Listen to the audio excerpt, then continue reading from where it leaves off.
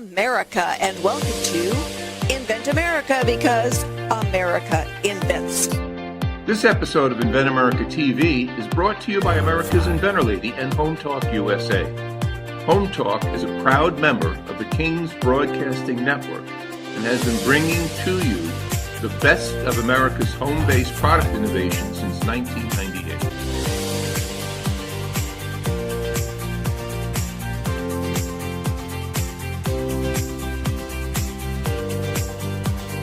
This segment of Invent America TV is brought to you by the law offices of R.P. Baraska. RPB law offices have been bringing corporate-level legal expertise to the independent inventor community for more than 20 years.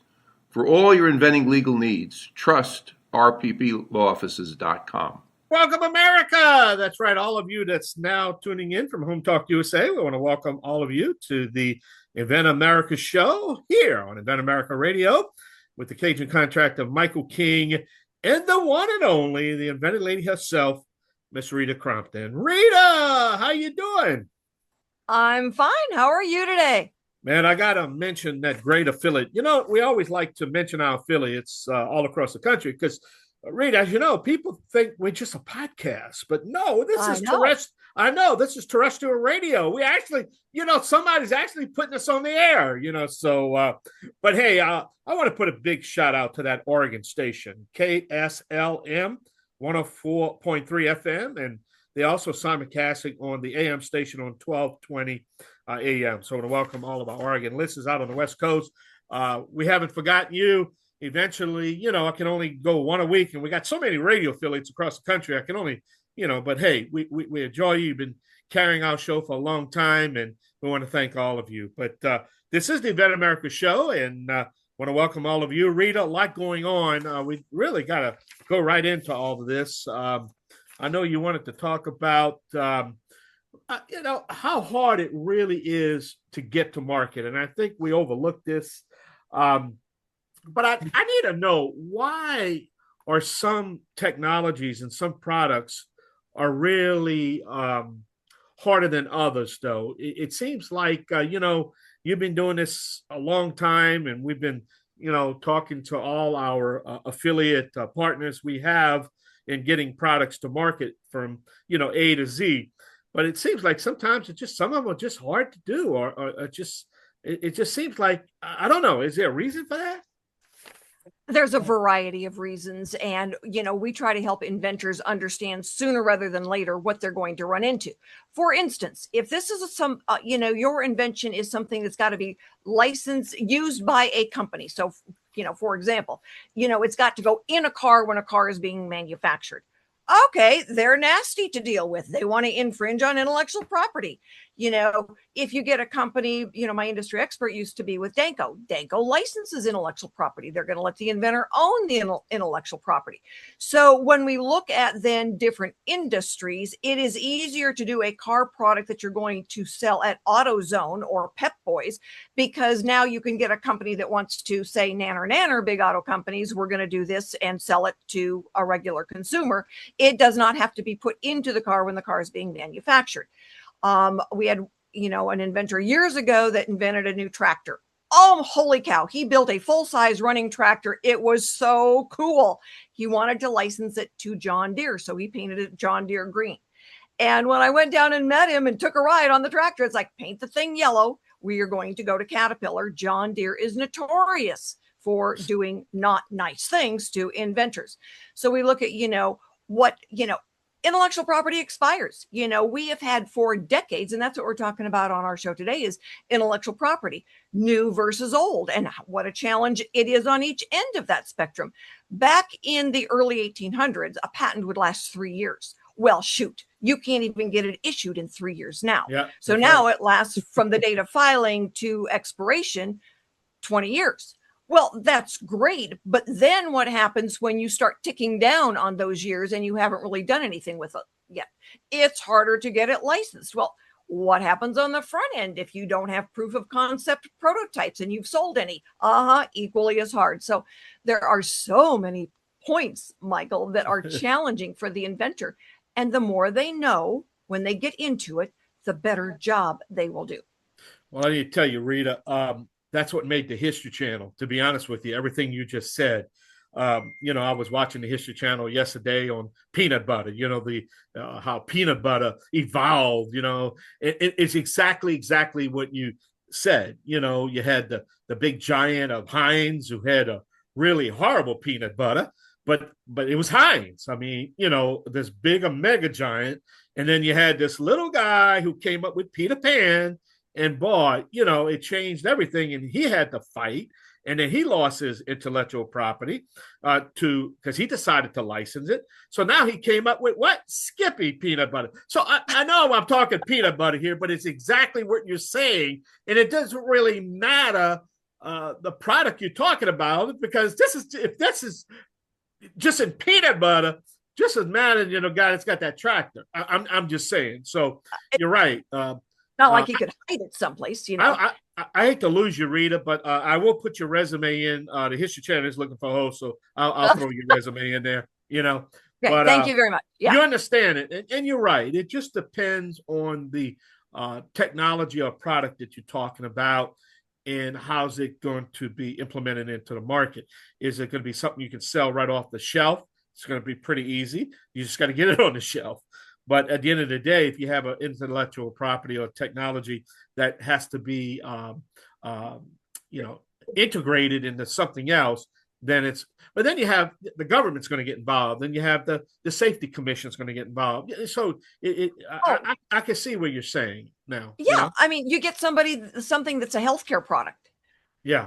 Okay, so where are you in that arena of healthcare? Is this something that's going to be inserted into the body? Is this something that's going to lay on top of the skin? Is there, all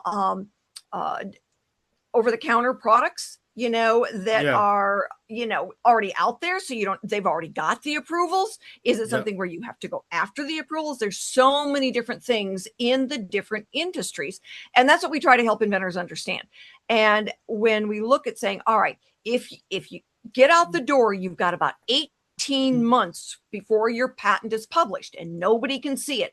Man, you got to run like crazy to get it out there, because at that point where it's published, now people can see what you're trying to do. And they go, this is a cool idea. Let's hurry up and get to market. Well, and we've said this over and over, time is not your friend when it comes to inventing. It doesn't matter if it's on the front end or the back end. We had a guy that had been getting royalties for 15 years on his product. We had licensed it to a company in Utah. Not anymore, because the patent expired and he didn't have any new intellectual property to file on it. So the royalties stopped, and that's part of the agreement. When the patent expires and anybody can make it, the royalties are over.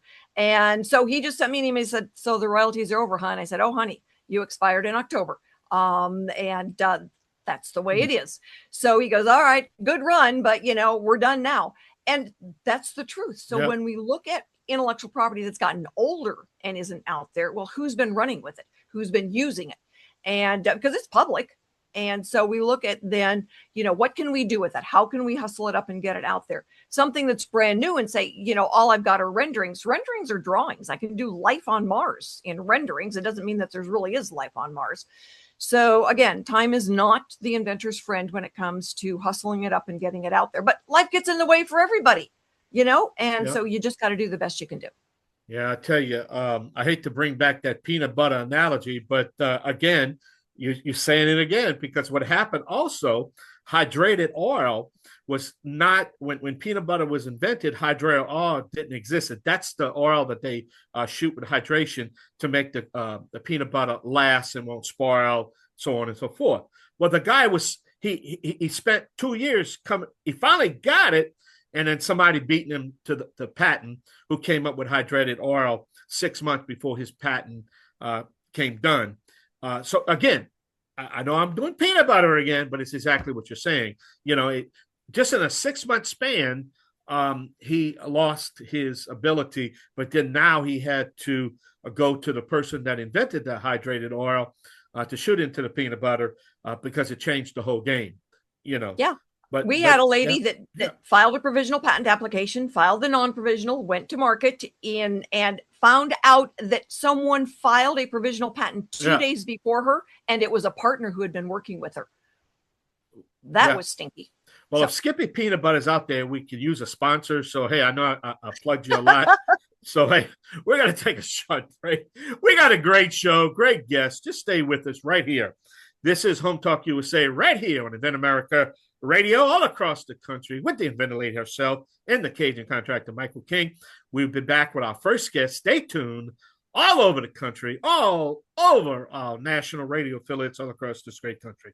We're going to be right back. Y'all stay tuned now. Y'all come back now. You hear? Yeah, man, we go pass a good time here. This segment of Invent America TV is brought to you by SearchQuest Patent Search. SearchQuest provides for a comprehensive patent search that searches the entire world and not just the U.S. Patent Office. Make sure that before you spend those big bucks having a patent written, you've done your due diligence by getting a comprehensive patent search. Use SearchQuestPatents.com for all your patent search needs. They scour the world for you. Welcome back to Invent America here on Invent America Radio on the King's Broadcasting Radio Network. All right. Well, Rita, I tell you, we got to get the show going here. I really want us to talk to Ken, so I know he's your first guest. So tell us what's going on with Ken. Ken Parsons is my first guest today. He is an inventor, obviously. That's why we do Invent America, because America invents. We see a problem, we find a solution, and Ken has got a product called Sandman Sleep Systems. Ken, thanks so much for being with us today. And tell everybody, what is Sandman Sleep Systems? Well, I was an auto mechanic for 30 years, and I got tired of waking up with that pinch that goes on in your neck and your shoulder and then hangs out for a couple of weeks. And, and every night when you go back to bed, it irritates it again and kind of starts it over. So I got tired of that. And I said, there has to be a better way. And so I thought and I said, well, take the body weight off the shoulder. Well, it worked. And so I made a mattress that allows your shoulder to sink into it and no body weight on it. I eliminated the pillow also. I've seen, the pictures and everything of it and thinking, oh, wow, because then I started paying more attention. I always sleep on my side and I get that pinch in my shoulder. So there you go. All right. So where are you in the inventing process? How long have you been working on it? What have you done with it? I've been working on it for like 6 years, and life happened, like you were saying, and I got it patented, but then I kind of had other things going on. I had to let it go for a minute. But I pitch it to big companies, small companies when I can find them. Everybody is either too busy or they're changing positions next week, because I'll hit them up again and now they've been promoted and they've moved on and, oh, you got to find this guy now. So it's kind of hard. And I guess corporate America, people get promoted and they switch positions a lot. So it's been kind of tough to keep up. It is. And, that's one of the challenges that a lot of inventors face. And they'll say, well, I've been calling these companies, but I can't get through the gatekeeper, or, I've talked to 20 gatekeepers, and it's like, we'll get back to you. And nobody ever does. And, some of that is just their normal training on keeping people out. They go shopping at professional trade shows. Mm-hmm. And that's where, the CEO, the head of marketing, they're standing around having coffee, they're willing to talk because that's what they're there for. And, they go around looking for new things because that's what they're there for. And then they go play golf. But, when they're, at work, they've got layers of gatekeeper. So it doesn't really matter how cool yours is. Someone has been taught to say, oh, he's busy today. He's got an appointment today. He's being promoted next week. Call us back. So yeah, that is a very common problem. So what is your goal? Do you have prototypes? I have a prototype, and it's the one pictured on my cell sheet. I don't know. I don't have a copy in my phone, but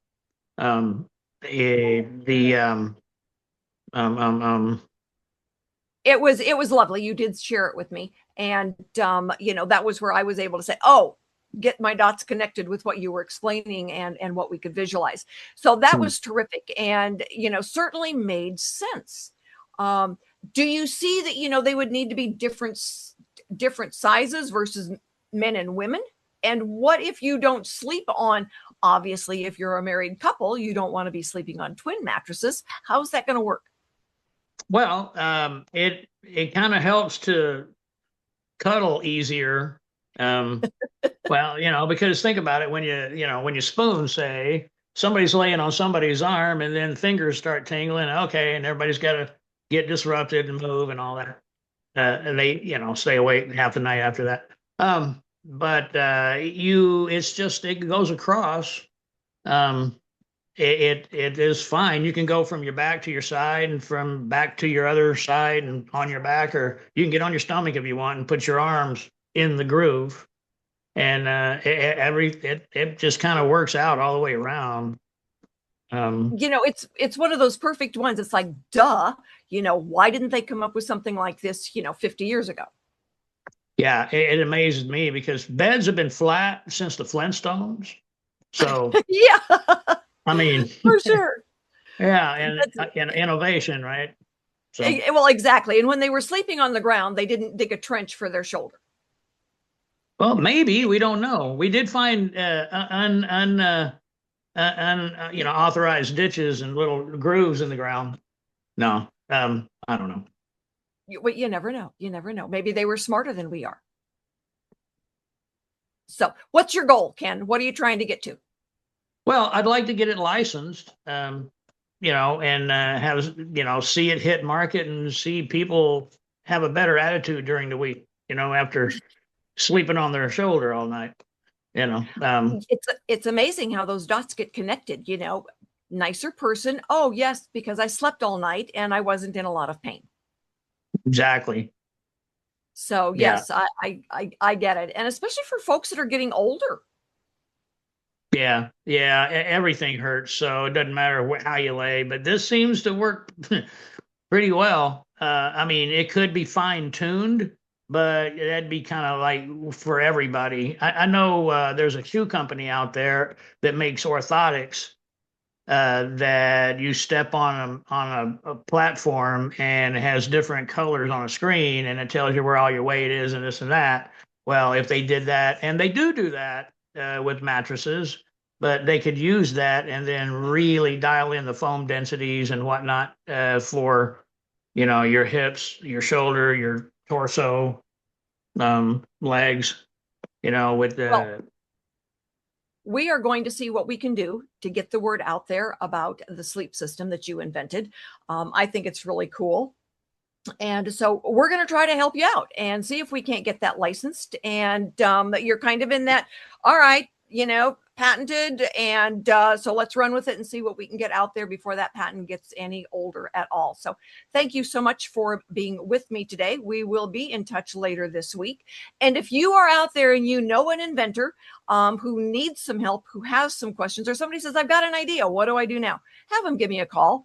I answer my phone. So stick with us, everybody. We are going to be right back with another really cool inventor. If you're an inventor or an inventor out there who would just like to be able to have a conversation with other inventors, join the Inventors Roundtable. It's free. The meetings are virtual, so you can be anywhere in America and talk to another inventor. And for a lot of folks out there, understanding the process, being able to ask questions, getting good service provider information is critical to the inventing process. So, got questions? Want to join? It's free. inventorsroundtable.org. Thank you so much for being with us for this segment of Invent America, because America invents. And we will continue to solve consumer problems, probably for at least the next 200 to 300 years, because that's what we do. We like it.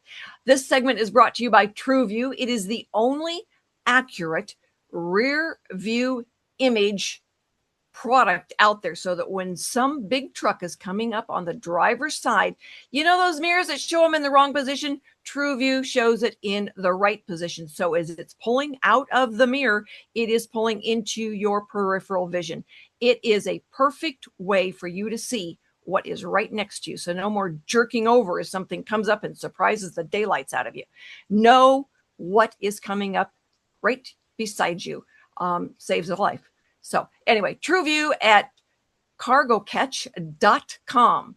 So my next guest is George Gilmet, and he has got a road fixing crew product called George, tell everybody what it's called. I've got the Gilly Grader down. It is the Gilly Grader Road Worker. I designed a piece of equipment to do shoulder work, actually, right off the side of a dump truck, and eliminates a lot of handwork. You have, of course, this particular truck is designed it's used by the highway departments around the country to salt their roads. And I just take what they use for salting off, the spinner and stuff, and mount my grader right there. We have a chute, and there's a chain coming down the left side of the truck body that feeds the chute and puts gravel out. And this grader of mine grades it down and all in one time deal. So you can adjust the height of it, so you can leave it above the road a little bit, so you get compact it and make it work. I've been dealing with this for 10 years now, having a problem getting it into marketing because of financial issues, but I have sold several in quite a few states here in the area, and I'd like to get it into the market over nationwide. Okay, so let me ask you a couple of questions then. So your patent is a little bit older. It issued 10 years ago. Yes, I got my patent back in 2016, I believe. Okay, so that's kind of where you are. So it's a matter of hurry it up. We got to get this done. So, have you seen any? You've manufactured some. Do you make them one at a time as you can sell them, or do you have an inventory? I have right now. I have 4 of them in stock. I try to keep about 5, build 5 at a time, so I can, I've done 2 or 3 in a week at one time, installing them, and putting them on the trucks and stuff. It's a very simple install. After you get the measurements off the truck, it can actually be installed in 5 minutes and removed in less than 5 minutes. So if you have an issue out in the road and you need to, get a washout or anything along the edge of your road, you can install this grader within 5 minutes of time and get out and do the project.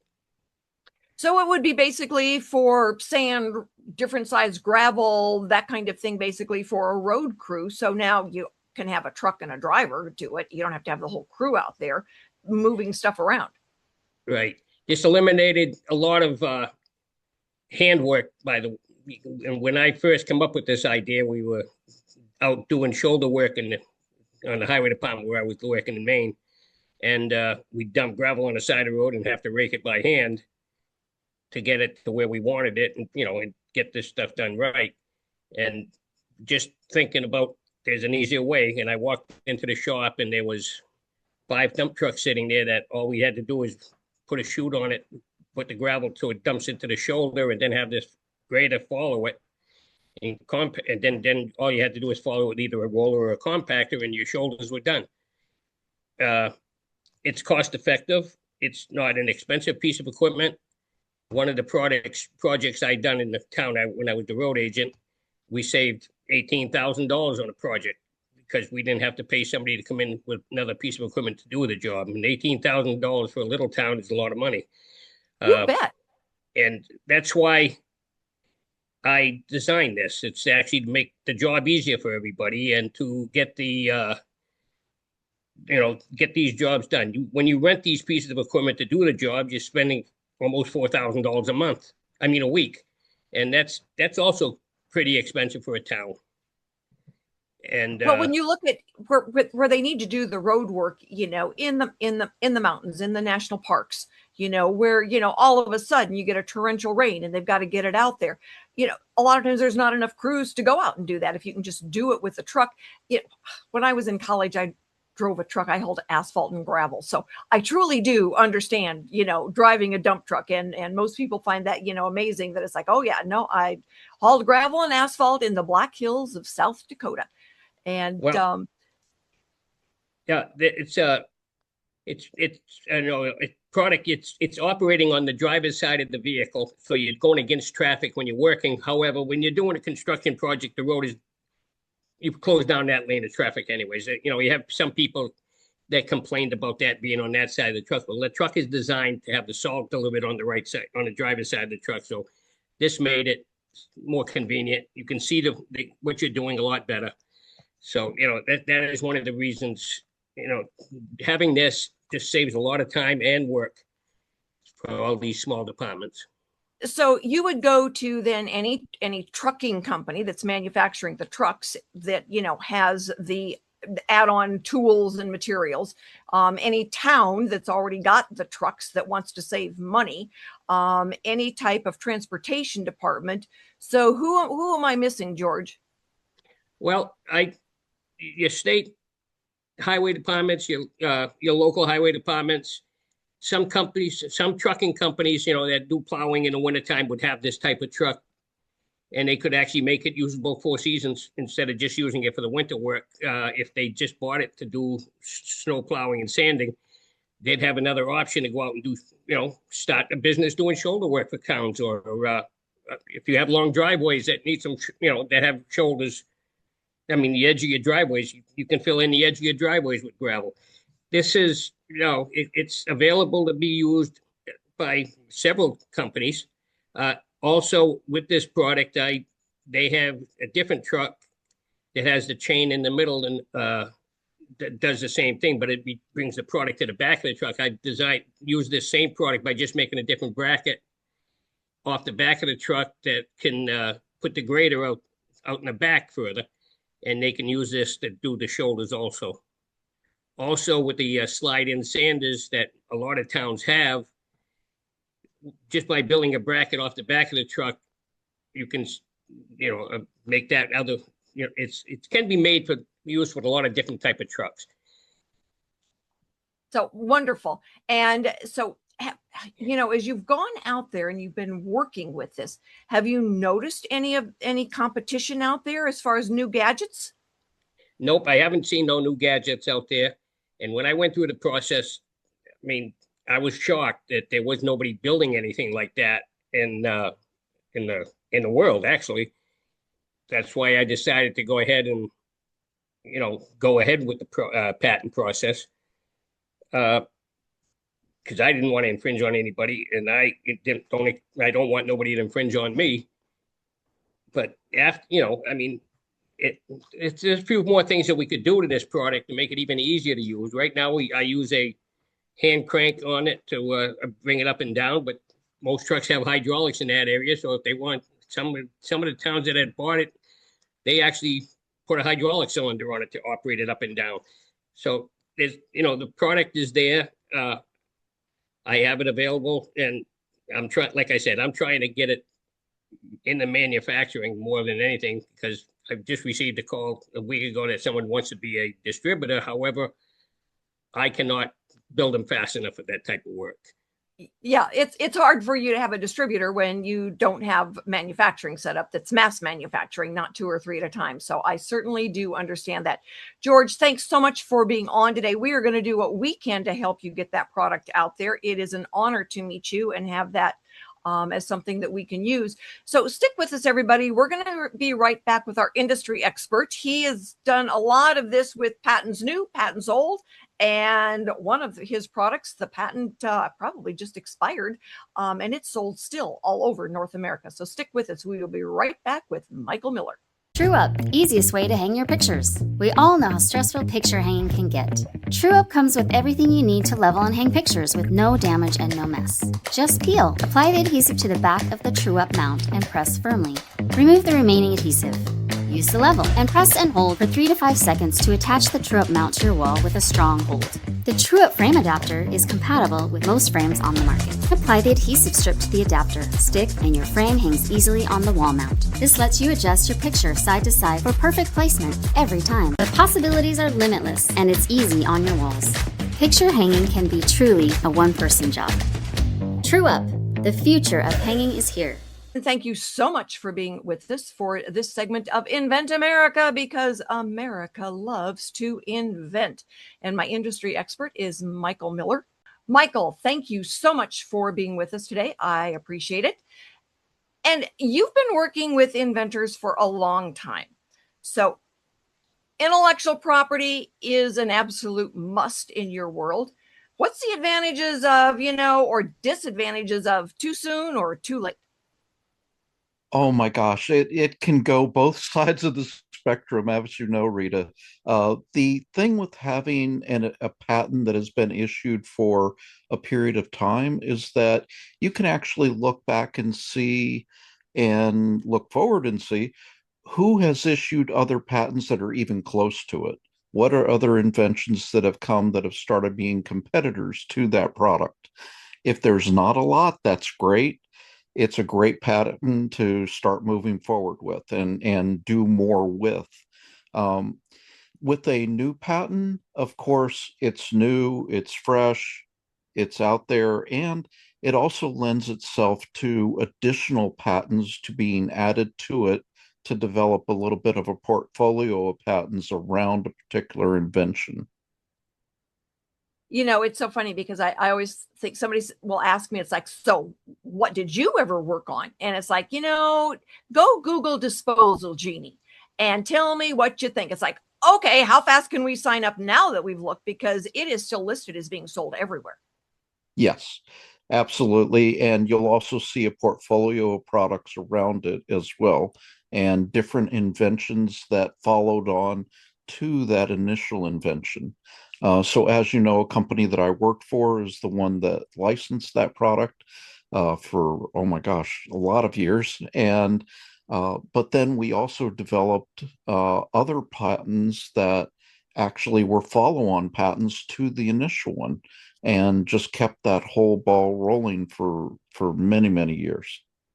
And I think that that's where a lot of inventors kind of drop the ball, is that they don't keep paying attention as things change, the way it's made changes. I mean, we had a lady that got a patent on the machine, and a gentleman who's still selling his product and selling it all over the world, got a patent on the machine that makes it, because the machine that makes it is so unique to get the product where he needs it to be.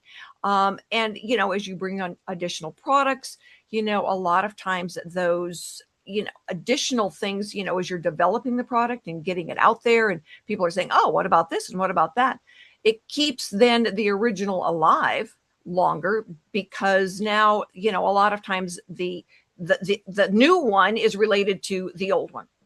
Absolutely. And you keep on thinking about, how can somebody work around my patent? And what would be new, innovative ways that they can work around what is it solving? How is it solving it? And are there new ways to do that? And you can just keep on building upon that. Or are there new, unique ways to use that patent? Which is also very, very important. Is there other, industries that it can be used in, other parts of your house that it can be used in? Those are really critical questions to ask yourself all the time. I know over this last weekend, we had a big team meeting, and one of our new products is called Slice Away. And it's originally intended to be, a disposable pizza slicer. So it's sold with all the pizzas.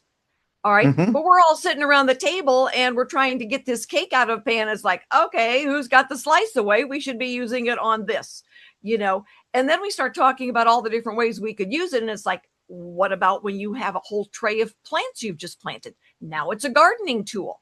And everybody's going, holy cow, we didn't think about that originally.